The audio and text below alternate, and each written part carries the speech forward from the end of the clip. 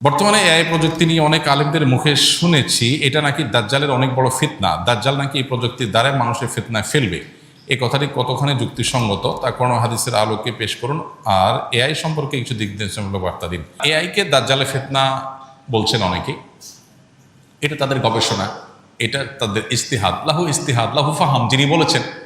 এটা কোনো হাতমি বিষয় না, এটা কোনো কোরআন সুন্নাহ বর্ণিত মানসুস কোনো বিষয় না যে হ্যাঁ এআই এর ব্যাপারে হাদিস কোরআন আসছে।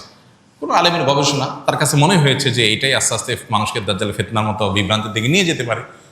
তো কোনো আলেমের গবেষণাকে গবেষণার পর্যায়ে রাখতে হবে, এটাকে ওহির পর্যায়ে নেওয়া যাবে না। এটা হতে পারে, নাও হতে পারে, দাজ্জালের ফিতনাটা অন্য কোনোটা থেকে আসতে পারে, এগুলো কোনোটাকে নিশ্চিত বলার সুযোগ নেই। হ্যাঁ, আমাদের কাছে যদি মনে হয় যে না এটা দাজ্জালের ফিতনা, এটা থেকেই মনে হয় আসবে, তাহলে সেটাকে সেভাবে বলা উচিত, যেটা আমার ধারণা, আমার মনে হয়। মানুষকে সতর্ক আমি করতেই পারি, বাট নিশ্চিতভাবে আমি বলে দিলাম এই রাইট আমার নাই, কারণ আমার কাছে ওহি আসেনি, এবং আমি এটা বলতে পারি না অন্য কোনো ওয়ে থেকেও দাজ্জালের ফিতনা আসতে পারে। তবে এটা ঠিক যে এটা এক ধরনের ফিতনা এবং বিভ্রান্তিতে মানুষকে ফেলে দিচ্ছে, উম্মাকে ফেলে দিচ্ছে, এবং নানাবিধ ফিতনার দুয়ার উন্মোচন করছে। ফিতনা কোথায় গিয়ে ঠেকবে, কত বড় আকার ধারণ করবে, সেটা আল্লাহু আলাম।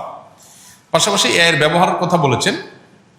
ব্যবহারের বিষয়ে এআই দিয়ে যদি শরঈ কোনো কাজ করে কেউ, গায়রে শরঈ কাজ না করে, তো জায়েজ। এটা একটা টুল বা এটা একটা টেকনোলজি, এটাকে ব্যবহার করে যদি শরিয়া নিষিদ্ধ নয় এমন কাজ কেউ করে, তাহলে সেটা করতে অসুবিধা নেই।